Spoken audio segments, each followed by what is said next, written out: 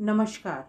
आइए आज सुनते हैं बाल कथा के अंतर्गत बच्चों की कहानी बांसुरी वाला। एक गांव में चूहे बहुत हो गए थे। घरों में चूहे, गलियों में चूहे, खेतों में चूहे, जहां देखो वहां चूहे ही चूहे। चूहे बहुत नुकसान करते थे। गांव के लोग चूहों के कारण बहुत परेशान हो गए थे, लेकिन उन्हें कोई उपाय ही नहीं सूझ रहा था। एक दिन एक बांसुरी वाला घूमता घामता उस गांव में आया।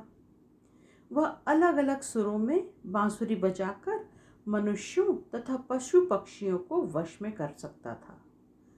उसे गांव वालों की परेशानी का पता चला। उसने गांव के लोगों से कहा, मैं तुम्हें चूहों की परेशानी से बिल्कुल छुटकारा दिला दूंगा, पर तुम्हें मुझे 5,000 रुपये देने पड़ेंगे। गांव वालों ने उसकी शर्त स्वीकार कर ली। बांसुरी वाला बांसुरी बजाते बजाते गली गली में घूमने लगा। उसकी बांसुरी के सुरों से घरों के कोने कोने से सभी चूहे बाहर दौड़कर आ गए। खेतों, गलियों और दूसरी सभी जगहों से चूहे बांसुरी वाले के पास आ गए। बांसुरी वाला बांसुरी बजाते बजाते नदी की ओर जाने लगा। चूहे भी कूदते कूदते उसके पीछे जाने लगे। बांसुरी वाले ने नदी के प्रवाह में प्रवेश किया। चूहे भी नदी में कूद पड़े और पानी में डूबकर मर गए।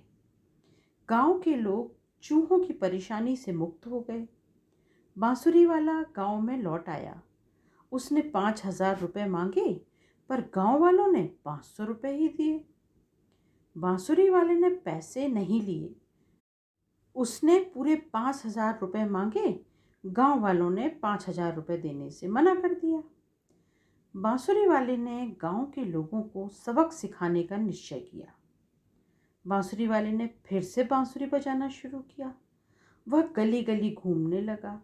बालकों को छोड़कर सभी लोगों पर उसका जादुई असर हुआ। सभी लोग जहां थे वहीं गहरी नींद में ऊँघने लगे। फिर बांसुरी वाले ने अपनी बांसुरी का सुर बदला। अब गांव के बालक नाचते कूदते बांसुरी वाले के पीछे पीछे चलने लगे।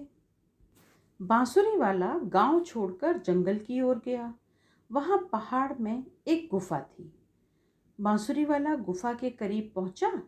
एकाएक गुफा का दरवाजा खुल गया। बांसुरी वाले ने गुफा के अंदर प्रवेश किया। बच्चे भी उसके पीछे पीछे गुफा के अंदर चले गए और फिर गुफा का द्वार बंद हो गया। गुफा बहुत लंबी थी। बांसुरी वाला और बच्चे खूब दूर तक चलने के बाद अंत में एक महल के पास पहुंचे। महल के आसपास बहुत सुंदर, बहुत विशाल बगीचा था। बगीचे में फूल, पौधे, हरी घास एवं वृक्ष, झूला, फिसलन पट्टी, हिंडोला आदि खेल कूद के बहुत सारे साधन थे। यह सब देखकर बच्चे बहुत खुश हुए। वे बगीचे में खेलने लगे। महल में राजा रानी रहते थे। इतने सारे बच्चों को एक साथ देखकर वे भी बहुत खुश हुए। इसी तरह एक सप्ताह बीत गया। गांव के लोग नींद से जागे। वे बच्चों को गायब पाकर रोने चिल्लाने लगे। बच्चों के बिना गांव उजड़ गया। वे बांसुरी वाले और बच्चों की खोज में लगे, लेकिन बच्चों का कहीं पता ही न चला। उन्हें बहुत पछतावा हुआ। वे घूमते फिरते दूर तालाब के एक किनारे पर आए। वहाँ एक बड़ी सुंदर सी परी पानी में से बाहर आई। उसने गांव के लोगों से कहा, तुम लोगों ने बांसुरी वाले का अपमान किया है। बांसुरी वाला भला आदमी है।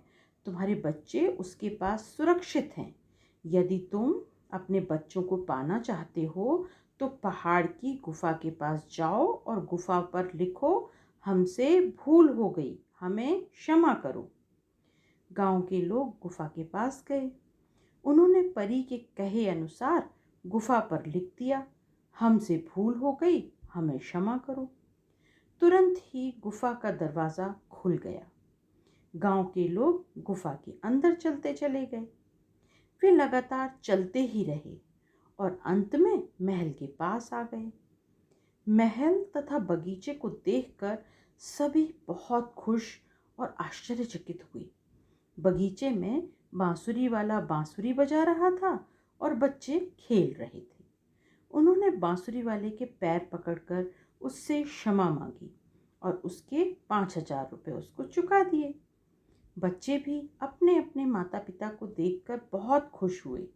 राजा रानी ने सबको प्रेम पूर्वक विदा किया। बांसुरी वाले ने गांव के लोगों को उनके 5,000 रुपये लौटाते हुए कहा, इन रुपयों को ले जाओ, इन्हें अपने बच्चों पर खर्च करो, पर भविष्य में ईमानदार बनकर जियो।